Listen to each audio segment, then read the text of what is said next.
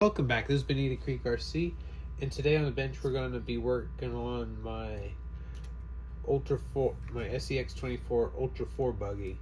So, in this buggy I have a Enduro Purple Viper, which is a 2800 kV outrunner, and it's a little bit too high a kV for the gearing in it. So I got some Enduro 33% underdrive, which I'm going to put in the rear. And these Mias Isokinetic SCX24 axles came with they came with 14% underdrive that you could put in, so I have that in the rear.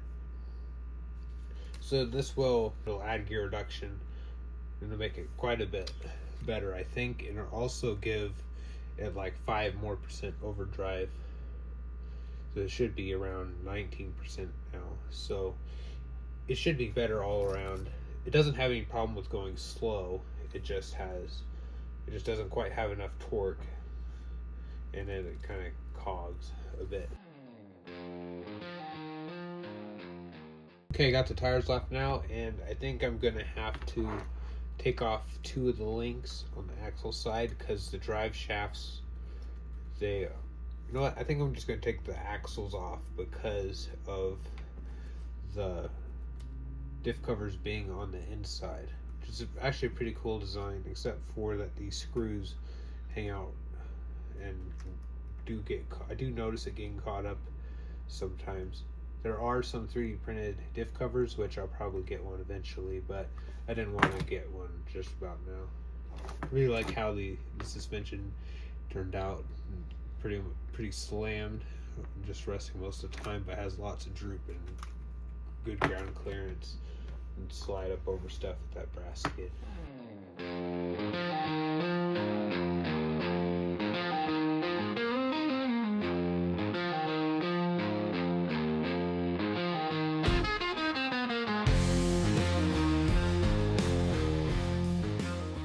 I got the whole rear axle off now, and something I decided to do is just to put all the hardware right back in where it came from, because I had to find the right spacers and stuff to make it work right, and it was kind of tricky figuring it all out, and I didn't want to have to go digging through a pile of screws and hardware again, so I just decided to put it back. It still feels pretty smooth. I'll probably end up adding a little more grease to it, and these drive shafts are just real nice. They look pretty and real stout. So let's see, take these screws out, because these actually thread into the diff cover at the top. I don't have to take them all the way out, but I just have to get them out of the diff cover.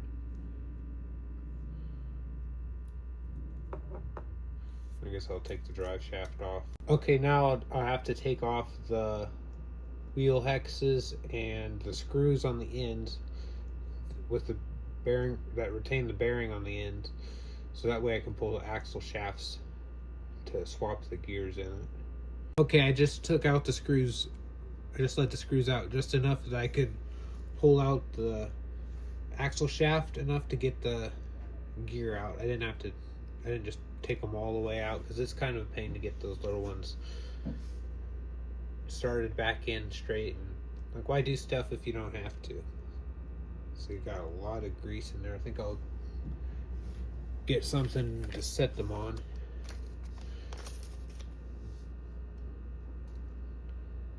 Put that there. Probably take some grease off of it, put it back, put the grease back in there. Let's see.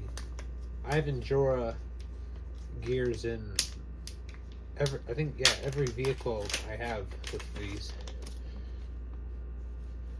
These are very good quality. I haven't tried any other brands except for, well, these gears that came with these axles are Mias gears, but aftermarket gears I've bought, I've only gotten Enduro, and they're very, very good quality.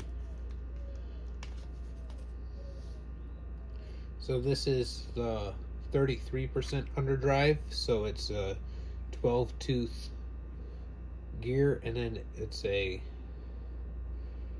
one, I forget it, it's like the one-sided worm gear. So some of them are double one, so it has two places where the screw starts, and these are marked as 112. The 212 is the 33% overdrive. I don't think I want to do that in any of my vehicles because you lose a lot of torque and get speed, and you don't really need that much speed and added unless you're doing like a monster truck or something.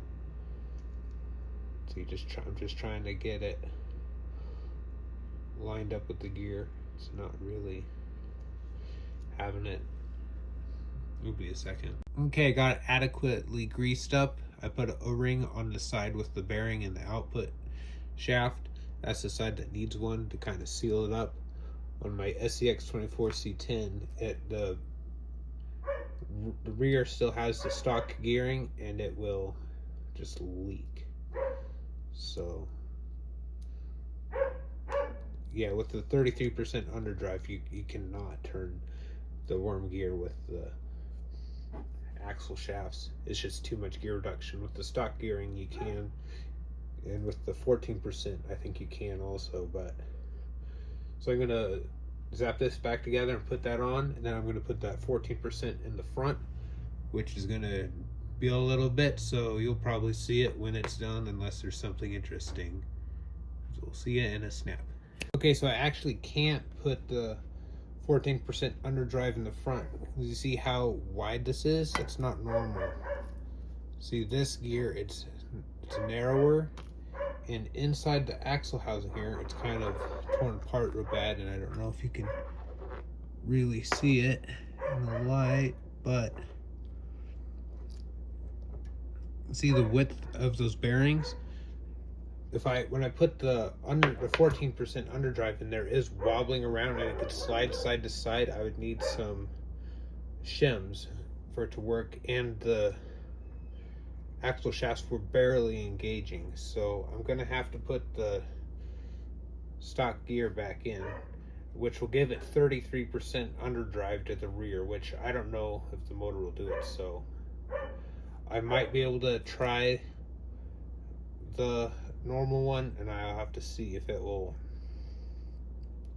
because these kind of move around a bit since they're steering, but I don't know if they will be held in close enough all the time to engage if the gear moves side to side. So, and I need this thing to be working right now, so I'll just put this back in, and then I'll come back around and see if that 14% will work in there, but it's kind of a bummer.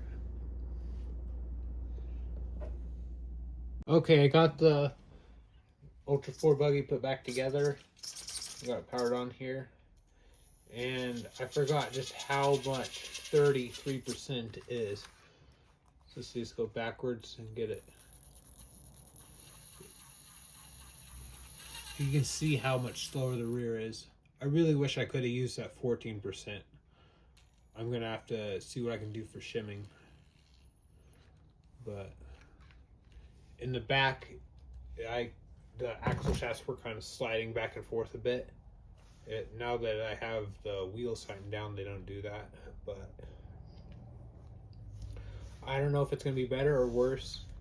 But one thing that is gonna be better about it is that I finally did a little filing on the tube chassis right there. The shocks were hitting at flex, so got even more flex now. So I don't know if this is actually going to be better. It would be for sure if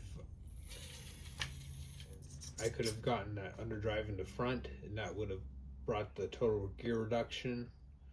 It would have added gear reduction, so then it would have helped with the small outrunner not to cog as much.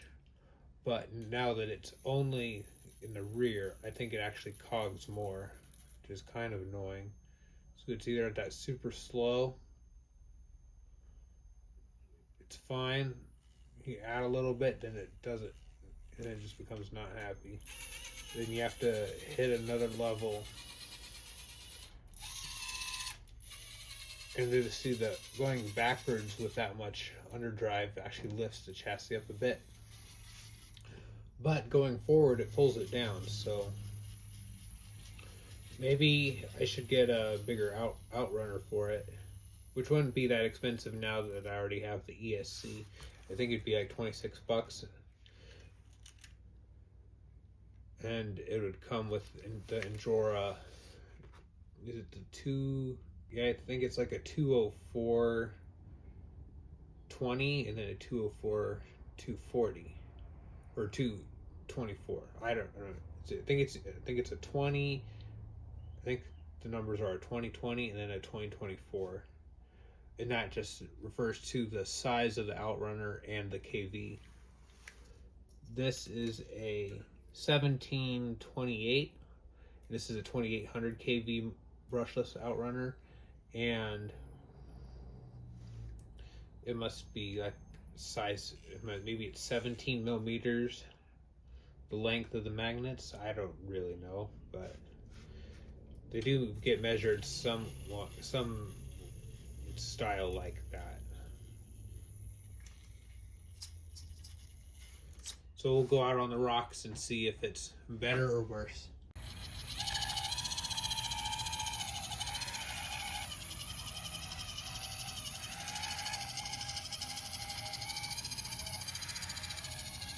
I'm sorry, I couldn't video anything because the neighbors were playing music real loud and copyright stuff, so I couldn't do it. But kind of like I thought, it doesn't actually do any better. If anything, it's a little worse, just because of the big underdrive. The front's just always spinning, and these tires just don't really like it too much. So I'll have to see what I can do with some shimming and try and get some underdrive in the front.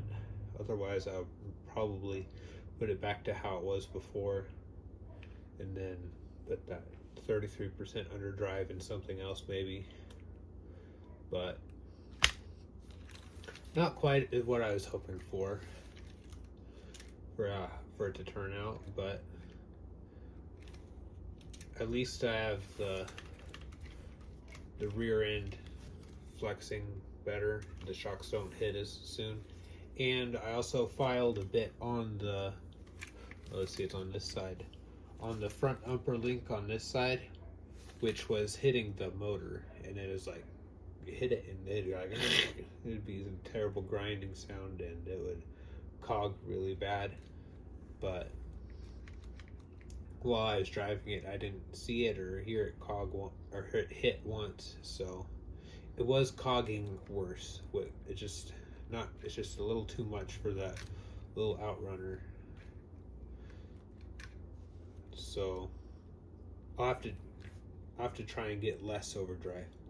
I wish Endura made like a 23% underdrive, but they don't. So the normal SCX24 gears did work in the back. It does have some play, but the standard axle shafts reached all the way through, and even if it did move a little bit, they still reached and had good